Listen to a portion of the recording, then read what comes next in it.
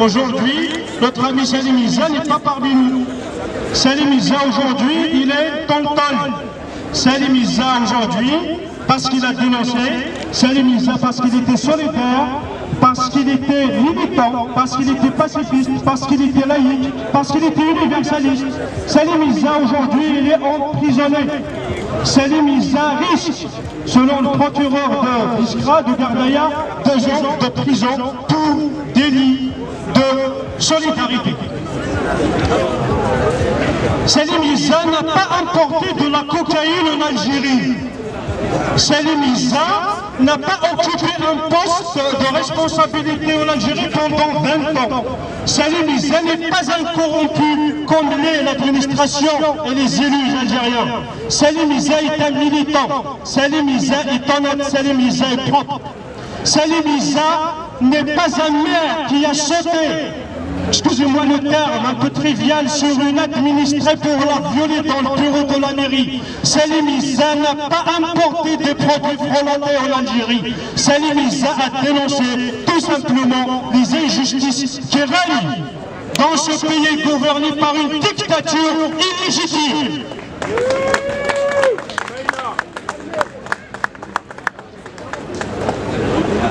L'État algérien qui est en train d'emprisonner Salim Isa, elle a retenu, elle a condamné Youssef Marzouk Touati, notre ami le blogueur, pour 7 ans de prison. Salim Isa qui risque la condamnation comme il a été. Le docteur Kamel Dilfrar, le militant mozabite, en fait l'État algérien elle est en train de, par cette attaque ignoble, par cette lâcheté, orchestrée par la police politique algérienne, est en train de dire une chose à tous les militants engagés, à tous les esprits vifs de ce qui reste de ce pays, de ce territoire qu'on appelle l'Algérie. Attention, on va vous arrêter. Même si vous êtes à l'étranger, on va vous arrêter puisque vous allez revenir dans votre terre natale.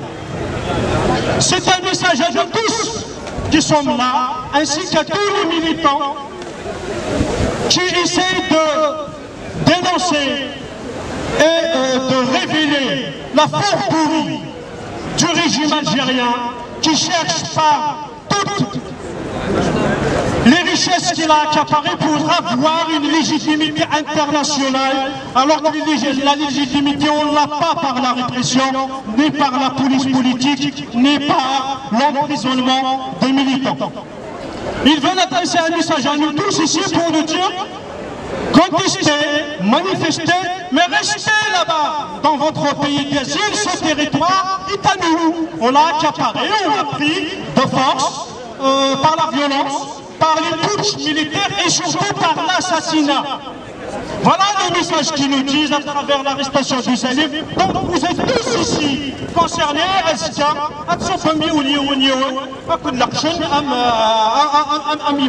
c'est pour ça que la solidarité avec nos amis, avec Salim, avec Marzouk, avec tous les militants qui sont arrêtés, qui sont pourchassés par l'État algérien, la solidarité doit être permanente. Sur les réseaux sociaux, dans des actions de rue, par des écrits, par la presse, partout. C'est notre seule manière de dénoncer, de dévoiler ces indus, ces voyous qui gouvernent nos pays et qui gouvernent nos territoires. Notre message à ce pouvoir, c'est notre territoire. Vous n'allez pas nous chasser de nos territoires.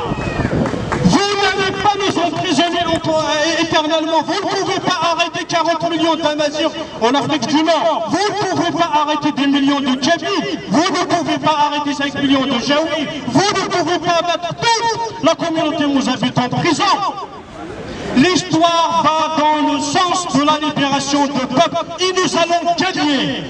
Peu importe le temps, parce que ce territoire, parce que ce Salim Isa, il ne date pas du XIVe siècle avec l'arrivée des envahisseurs arabo-musulmans en Afrique du Nord. Salim Isa, c'est l'enfant de Idriss, le fondateur de Tamazra. Salim Isa, c'est le fils de la Caïd. la reine berbère, au moment où des femmes en Algérie sont empêchées de faire du footing. Salim Issa, il vient de ce territoire. Salim Issa, c'est le fils de Boulaïd qui a chassé avec beaucoup de militants et beaucoup de révolutionnaires le colonialisme français de ce territoire accaparé par la Castuchka. Nous sommes tous Salim Issa. Nous sommes tous des militants, nous allons continuer notre lutte, nous allons toujours dénoncer. En fait, il y avait un autre message pour Salim Issa parce que Salim a voulu faire la jonction entre la contestation kabyle, la contestation mozabite, la contestation chaoui, la contestation rifane, ainsi que tous les mouvements émancipateurs, tous les mouvements démocratiques qui aspirent à la liberté sur cette terre ancestrale qui est Tamazra et qui est l'Afrique du Nord. Cette Afrique du Nord-là ne date pas d'hier, comme je l'avais dit, et la liberté et les droits de l'homme vont un jour triompher parce que c'est la seule vérité qui vaille. Ni l'argent, les richesses de son emprunt que vous avez accaparées, ni les prisons que vous avez construites, ni les mosquées que vous financez, ni le terrorisme que vous sponsorisez ne vont nous arrêter dans notre lutte. Vive Salim Issa, vive Tamazra et à pas toutes les dictatures en Afrique du Nord. Merci beaucoup.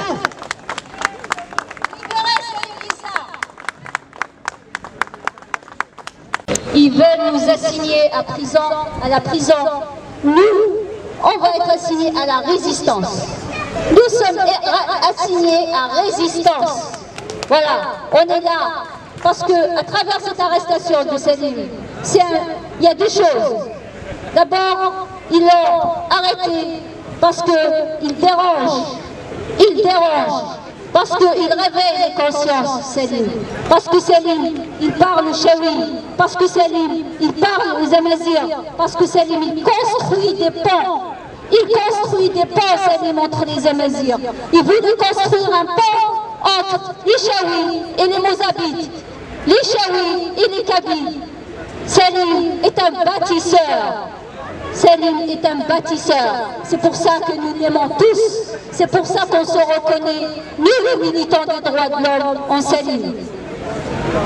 Voilà. C'est pour cette raison-là qu'on veut l'enfermer. C'est pour cette raison-là qu'on veut le faire taire.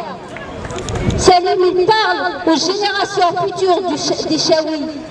Salim, il appelle à l'émancipation des peuples amazirs. Salim, il reconnaît la spécificité de tous les Amazirs. Il la respecte, quelle que soit leur opinion, quelle que soit leur divergence politique. Voilà Salim dont je me reconnais. Alors, sans trop tarder, je vais donner la parole à M. Youssef El-Zoub. Juste, il y a des personnes, des amis, des personnes qui viennent d'arriver. Donc, je rappelle juste encore une fois que ceux qui veulent prendre la parole, ils peuvent s'inscrire auprès de camarade Slimane Kadji. Voilà, la liste est ouverte.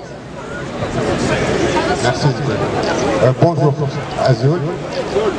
On est là pour Salim.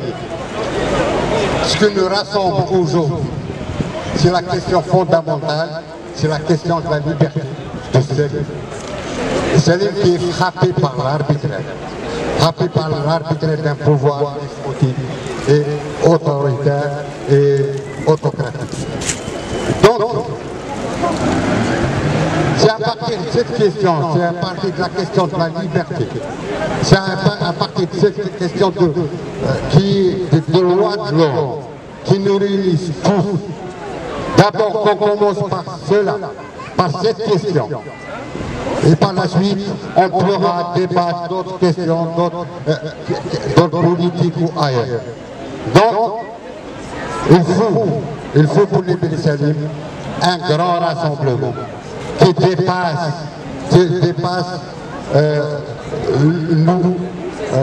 nos convictions politiques, des conceptions individuelles, etc. Il faut un large un large rassemblement.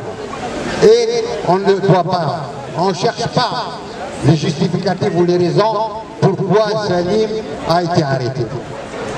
Pour ce pouvoir despotique, il n'a pas besoin de justificatifs, il n'a pas besoin de raisons, il n'a pas besoin d'accusations. Des fois, il fomente, il écrit, il fait cabale, etc. Il agit comme un pouvoir d'un autre siècle. C'est un pouvoir comme un pouvoir, un pouvoir d'un État colonial. C'est cette manière, seulement il avait besoin de casser, de briser cet homme qui Salim. Briser Salim, ce que représente Salim, qu'est-ce que représente comme résistance. Salim qui s'est battu, Salim qui est, bon, avec sa région aussi. C'est une manière de donner une leçon. En brisant Salim, c'est donner une leçon pour toute voix discordante ou toute voix qui veut aller à l'encontre des desseins du pouvoir. C'est pour cette raison, je crois, qu'on est appelés tous, chacun de nous, autour de nous, de rassembler au-delà du mardi, où il y aura le verdict de Salim qui sera prononcé. On demandera, on exigera toujours la liberté de Salim. Libérons donc Salim.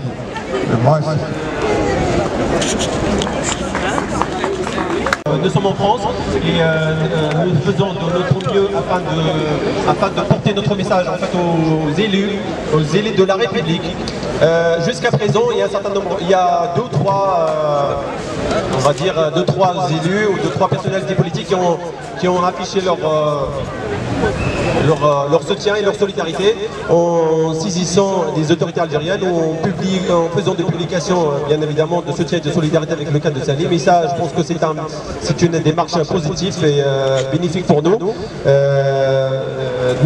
Nous essaierons, donc ces personnalités ont été contactées par des militants, voilà, des militants, voilà. Et je pense que c'est quelque chose de positif, de très important, afin que le cas de Salim ne soit pas oublié. Car le cas de Salim, à travers Salim, c'est nous tous. Nous sommes tous menacés d'être arrêtés en entrant sur le territoire de ces pays nord-africains pour des raisons tout à fait fallacieuses. Et ça, je pense, à mon avis, si on a des actions, que ce soit dans le cadre des collectifs amaziens en France, ou bien évidemment, ce sont et peut-être des initiatives individuelles, et il suffit d'écrire à des députés, d'écrire à des élus, à des élus pour les informer, pour aussi les pousser à agir d'une manière ou d'une autre, à leur manière, de saisir les autorités algériennes, de faire des publications publiques sur les réseaux sociaux à leur façon aussi, des lettres, peu importe. L'essentiel c'est que l'une des actions, c'est-à-dire le cadre dans lequel on agit, c'est pour que le cas de Salim ne soit pas oublié, ne soit pas occulté. Et c'est très important. C'est très important car d'abord, quand on milite, d'abord il faut informer. La formation est basique, est nécessaire, obligatoire. C'est un devoir. C'est la moindre des choses qu'on pourrait faire dans ce cas-là. Voilà. Donc, si vous avez la possibilité de joindre vos élus, de joindre des personnalités politiques que vous connaissez, je pense que c'est quelque chose de très positif, très positif, et ça porte, voilà, ça porte un fruit. Merci. Alors je passe la parole à Madame Yasmina Oboza. Azoul, moi alors on va dire libérer Salim. Libérer Salim, libérer Salim, libérer Salim, libérer Salim, libérer Salim, libérer Salim, libérer Salim, libérer Salim, libérer Salim, libérer Salim, libérer Salim, libérer Salim, libérer Salim, libérer Salim, Imaziran, liberté, Tinelli, liberté. Alors moi je voudrais faire le point un petit peu sur les pratiques de l'État algérien.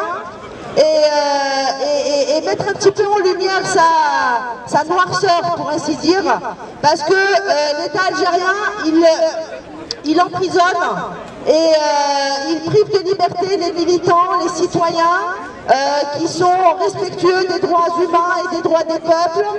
Et par contre, il gratifie et il élève au rang de personnalité nationale algérienne des terroristes avérés qui ont été jugés pour ça d'ailleurs, mais qui sont élevés en personnalité politique algérienne. Donc l'Algérie, l'État algérien, avec d'ailleurs comment on appelle ça, le ministre de l'Intérieur algérien a bien dit qu'il accueillerait les terroristes qui étaient à l'extérieur, qu'il les accueillerait à bras ouverts et avec grand plaisir et grand bonheur. Alors apparemment, l'Algérie, c'est un État qui accueille les terroristes islamistes à bras ouverts et avec un grand plaisir. Par contre, il prend aussi un grand plaisir à mettre en prison les militants amazirs, les militants pacifistes et les militants des droits de l'homme. Je pense en particulier, évidemment, à notre ami, à notre camarade et à notre frère de lutte, Selim Isa. Mais je pense aussi à Merzouk Touati, je pense à Mustafa Oubaya, je pense à Zefzafi, je pense aux 12 militants, aux 12 étudiants, de Touviret qui ont pris 2 années de prison ferme parce qu'ils ont protesté contre la franchise universitaire à Bouira. C'est ça la réalité de l'État algérien. L'État algérien, c'est un État qui gratifie le terrorisme et qui accable les militants des droits de l'homme et les militants pacifistes. Donc nous, notre objectif, c'est de nous mobiliser encore et toujours, aujourd'hui, demain et après-demain, jusqu'à la libération de Selim, jusqu'à la libération de Merzouk Touati, jusqu'à la libération de tous les prisonniers politiques. Et on n'oublie pas non plus le Maroc, qui est un État dictatorial et qui a emprisonné des centaines de personnes, y compris des mineurs, qui ont été accablés par des jugements de 15 ans de prison et de 20 ans pour Zefzafi et ses camarades. C'est scandaleux que les États démocratiques ne pointent pas du doigt ces États qui sont dictatoriaux, terroristes. Ils alimentent le terrorisme et ils essayent de noyer la démocratie et les droits de l'homme, et en particulier l'identité amazigh, aussi bien au Maroc qu'en Algérie. Alors moi je vous dis, mes chers amis, mes chers frères, soyons solidaires surtout de nos prisonniers politiques. On lâchera rien, on ne lâchera rien du tout. Merci beaucoup.